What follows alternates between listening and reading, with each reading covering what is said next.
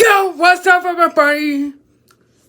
Here's a real cool science experiment, but I'm not going to show you. My friend Steve and Joanna from Jefferson Lab has a very cool science experiment on what will happen if we put liquid nitrogen in the microwave. So, here's Steve and Joanna from Jefferson Lab.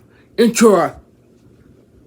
Frostbite Theater presents Cold Cuts, no baloney. Just science. Hi, I'm Joanna. And I'm Steve. A little while ago, we received an email from Star of the Sea Catholic School in Virginia Beach, Virginia, asking what happens when you place liquid nitrogen in the microwave. Well, I just happen to have some liquid nitrogen. And I just happen to have a microwave. Let's find out. Okay, so this is how this is going to work. I have 2 cups of water, and Joanna's going to get 2 cups of liquid nitrogen. We're going to place 1 cup of water and 1 cup of nitrogen into the microwave, and then blast them on high for 1 minute. We'll then take the cups out and compare them to the ones that stayed outside the microwave.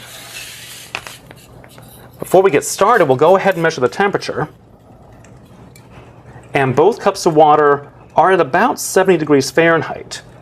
The nitrogen, though, is too cold for me to measure with this thermometer.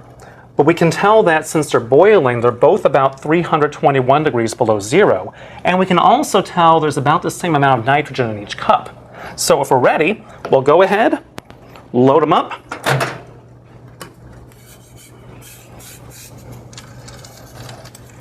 Set the timer. And away we go.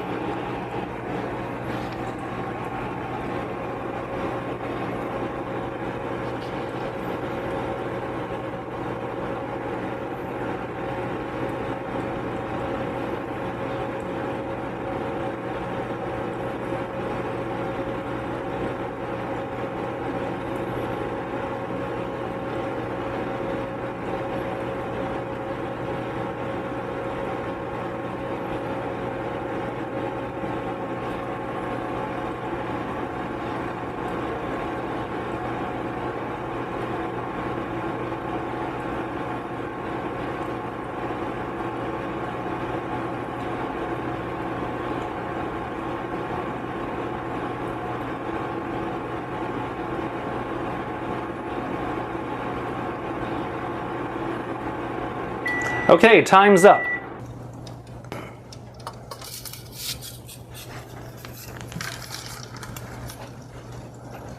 The cups of water still look alike, but the one that was in the microwave is now about 140 degrees Fahrenheit, whereas the one that stayed outside is still about 70. The nitrogen, still too low to read, but they're still both boiling, so they're still the same temperature. And they still have about the same amount of nitrogen in each cup. So that means the nitrogen that was inside the microwave didn't boil any faster than the one that was outside the microwave. So the water was able to absorb energy from the microwaves, but the nitrogen didn't. Why is that? Water molecules are polar molecules. That means that they have a positive end and a negative end. Because they're polar, they respond to electric fields. The rapidly changing electric fields created by a microwave cause the water molecule to jitter about.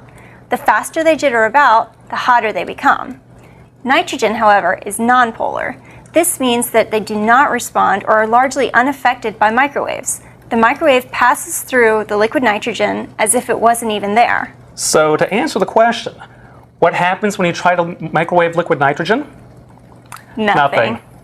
Thanks for watching. I hope you'll join us again soon for another experiment. Hot chocolate?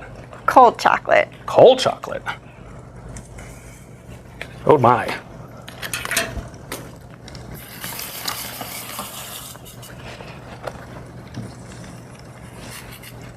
Taste it.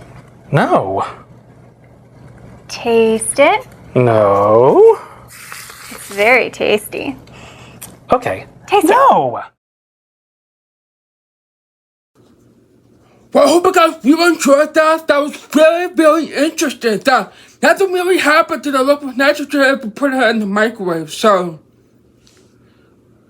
I hope you guys really enjoyed that. Please don't try to do it again. I mean, that was really silly. So, I hope you guys enjoyed this video. or make sure to subscribe to Jefferson Lab. The link to their channel will be down below in the description. So, I hope you guys enjoyed this video. Make sure to give a big thumbs up if you enjoyed it. Subscribe, leave a comment. See you next time, and peace out.